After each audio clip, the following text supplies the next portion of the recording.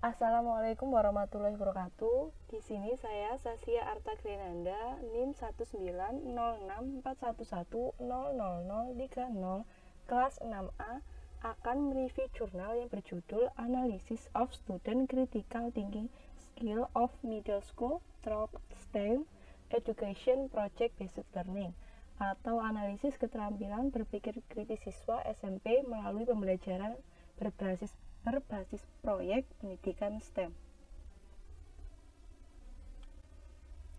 Selanjutnya yaitu identitas dari artikel. Judul jurnalnya yaitu Analysis of Student Critical Thinking Skill of Middle School Through STEM Education Project Based Learning. Penulis dari jurnal ini yaitu L. Mutakinati, I. Anwari, dan K. Yoshisuke. Jurnal ini diterbitkan pada tahun 2018. Volume dari jurnal ini yaitu 7 dan nomor 1. Nama jurnal ini yaitu Jurnal Pendidikan IPA Indonesia.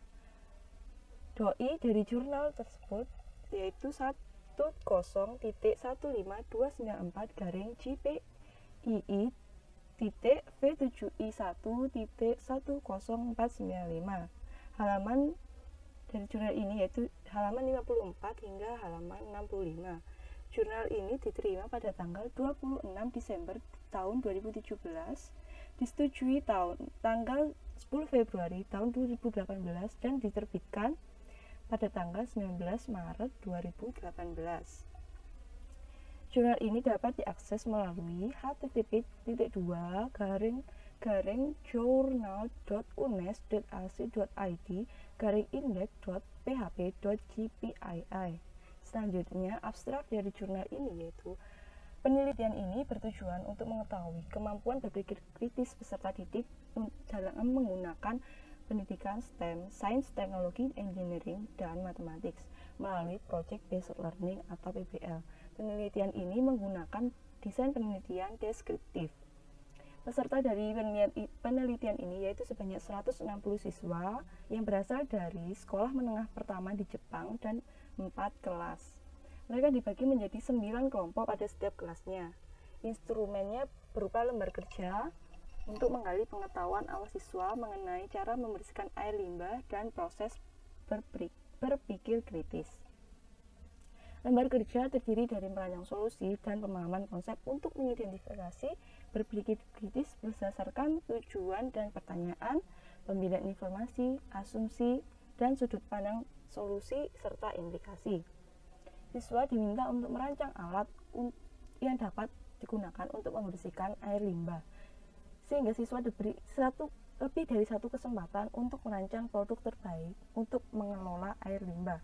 Tujuan dari penelitian ini yaitu agar siswa dapat berpikir kritis dengan menggunakan pendidikan STEM melalui Project Based Learning, sehingga membuat siswa akan lebih sadar mengenai air bersih di masa depan. Penelitian ini tidak hanya untuk meningkatkan kesadaran dari siswa, namun juga untuk meningkatkan kemampuan berpikir kritis dalam kehidupan sehari-hari. Selanjutnya yaitu pendahuluan. STEM, Sains, Teknologi, Engineering, and Mathematics merupakan keterampilan dalam memecahkan suatu masalah atau masalah yang tidak jelas, sehingga keterampilan sistem, keterampilan teknologi dan teknik, keterampilan manajemen waktu, sumber daya, dan pengetahuan. Pada abad 21, ilmiah tidak cukup untuk meningkatkan keterampilan pada abad 21 siswa.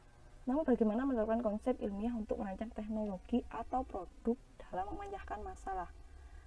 Pada abad 21, terjadinya perubahan kehidupan manusia akan diiringi dengan perkembangan teknologi, sehingga dengan adanya perkembangan tersebut, peserta didik diharuskan untuk siap dan mampu menghadapi tantangan serta rintangan yang ada di masa depan. Adanya pendidikan ilmiah pada praktik ilmiah serta praktik rekayasa diperlukan guna untuk mendorong peserta didik agar dapat menjadi warga negara yang sanggup untuk beradaptasi menghadapi kondisi yang ada pada masalah yang baru. Dikarenakan pada prediksi 2022, STEM akan lebih meningkat dalam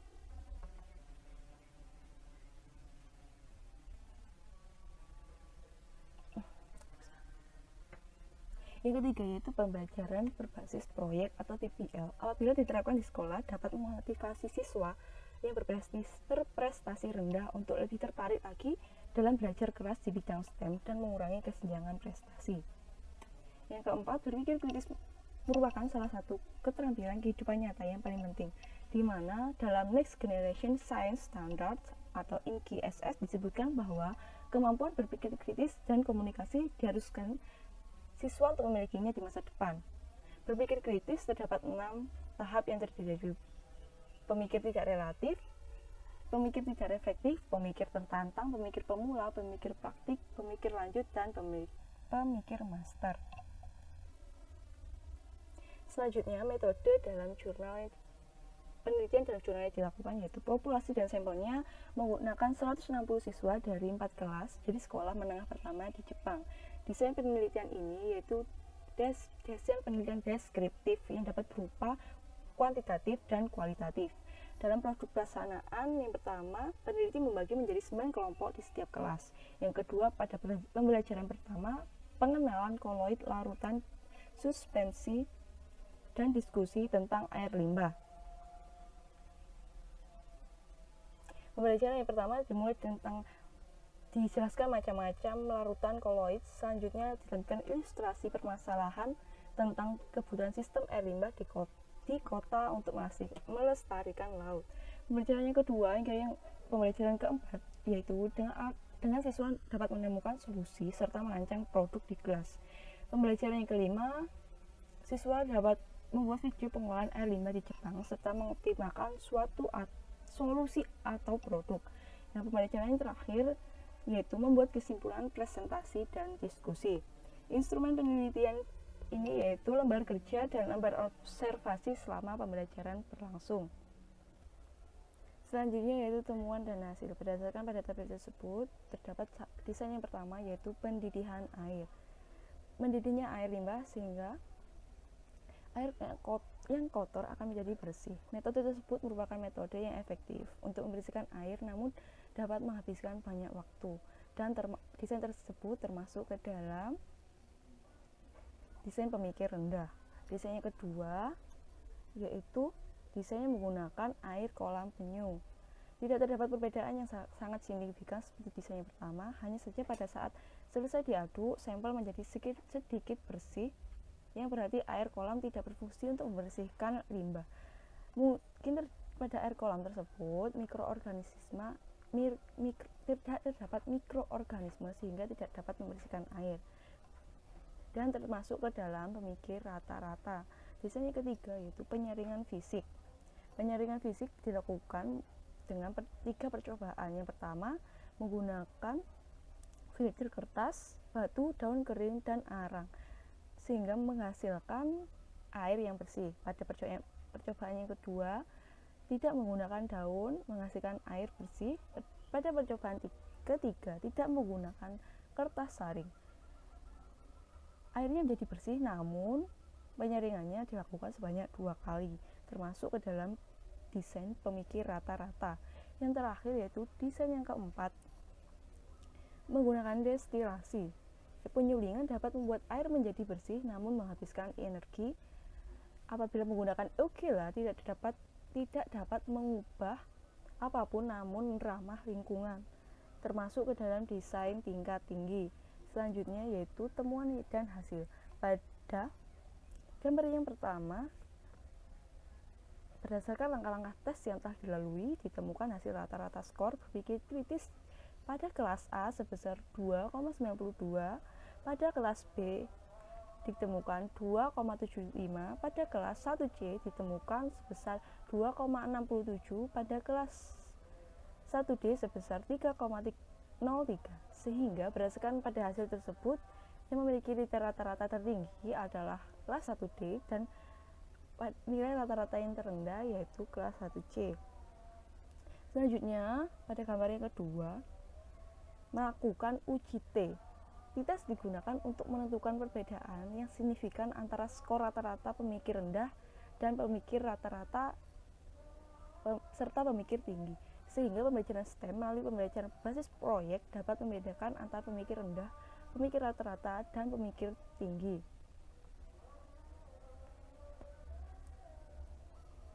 Pada gambar tersebut juga dapat melaporkan terdapat perbedaan yang signifikan antara pemikir rata-rata rendah dan pemikir rata-rata.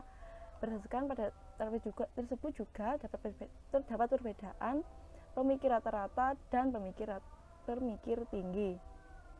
Selanjutnya, diskusi dan kesimpulan. Penelitian yang dilakukan untuk mengetahui kemampuan berpikir kritis siswa dalam pendidikan STEM melalui Project Based Learning mendapatkan hasil yang penelitiannya menunjukkan bahwa rata-rata skor dari keterampilan berpikir kritis siswa sebesar 2,85.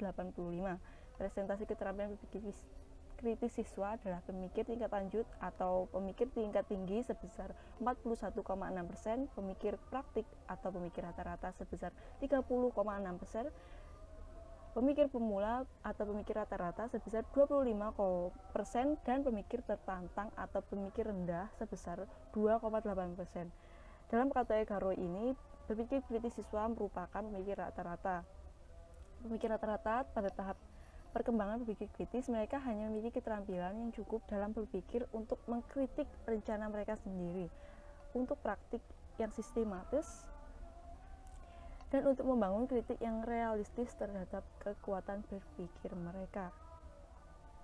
Sekian dari presentasi saya, kurang lebihnya mohon maaf. Wassalamualaikum warahmatullahi wabarakatuh.